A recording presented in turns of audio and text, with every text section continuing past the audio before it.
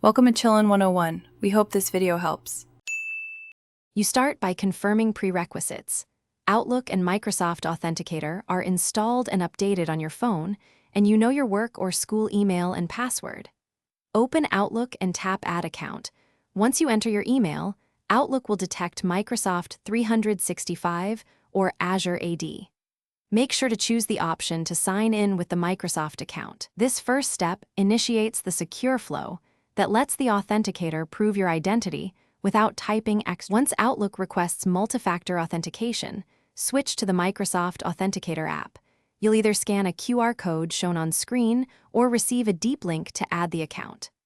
In Authenticator, tap Add Account, select Work or School, and follow the prompts to register your device with Azure AD.